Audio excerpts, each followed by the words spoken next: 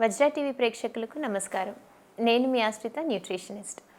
So ఇవాళ రేపు చాలామంది హై ప్రోటీన్ డైట్, ప్రోటీన్ అనేది చాలా ముఖ్యము, ఇలాంటివన్నీ మనం చూస్తూ ఉన్నాము. ప్రోటీన్ యొక్క ఇంపార్టెన్స్ కూడా తెలుసుకుంటూ ఉన్నాం.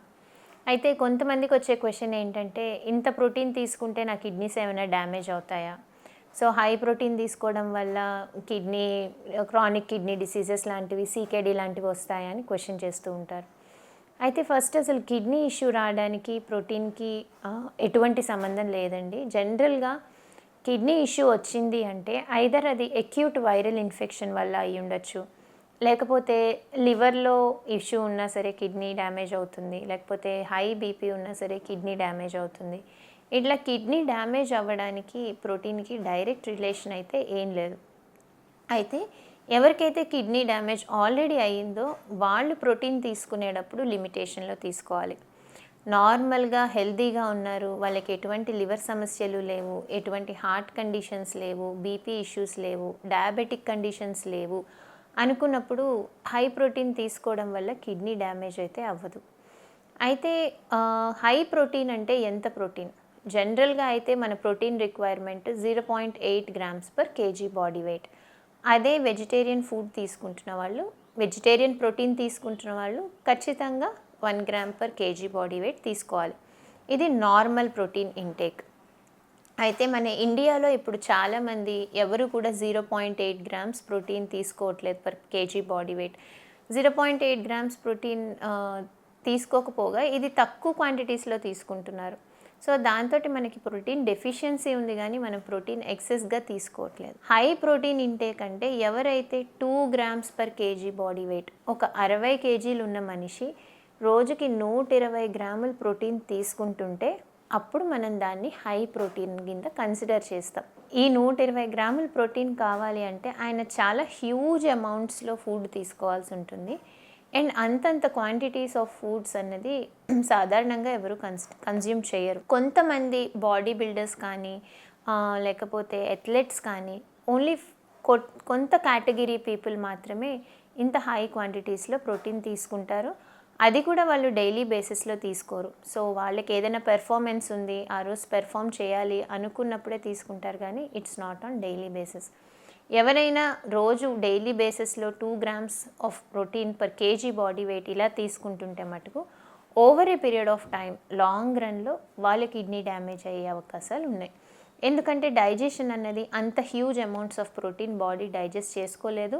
మనకి ప్రొడ్యూస్ అయ్యే డైజెస్టివ్ ఎంజైమ్స్ సరిపోవు అంత huge amounts of protein digestion చేసుకోవాలంటే. సాధారణంగా ఇలాంటి సినారియోస్ మనం చాలా రేర్గా చూస్తాము.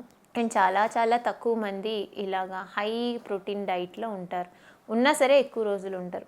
సో ఇట్లాగా హై ప్రోటీన్ తీసుకోవడం వల్ల మనకి కిడ్నీ డ్యామేజ్ కాదు. కానీ ఎవరికైతే డయాబెటీస్ ఉందో, ఎవరికైతే చాలా ఏళ్ల నుంచి ఇన్సులిన్ మీద కానీ డయాబెటీస్ ఇష్యూ ఉంది, చాలా ఏళ్ల నుంచి కార్డియోవాస్కులర్ ఇష్యూ ఉంది, వాళ్ళు డయూరిటిక్స్ వాడుతున్నారు, లేకపోతే బీపీ కండిషన్స్ ఉన్నాయి, లేకపోతే లివర్ డ్యామేజ్ అయింది, ఇలాంటి వాళ్ళకి కిడ్నీ ఎఫెక్ట్ అయ్యే ఛాన్సెస్ చాలా ఉంటాయి. వాళ్ళు ఎప్పుడైనా సరే protein already chronic kidney disease ఉంది అన్నప్పుడు ప్రోటీన్ని లిమిటేషన్లో తీసుకోవాలి. ఇలాంటి వాళ్ళు యానిమల్ ప్రోటీన్ని అవాయిడ్ చేస్తే చాలా మంచిది. సాధారణమైనంత వరకు ప్లాంట్ ప్రోటీన్ని తీసుకుంటే మంచిది. ఈ ప్లాంట్ ప్రోటీన్లో కూడా సోయా ప్రోటీన్ వీళ్ళకి బాగా హెల్ప్ చేస్తుంది.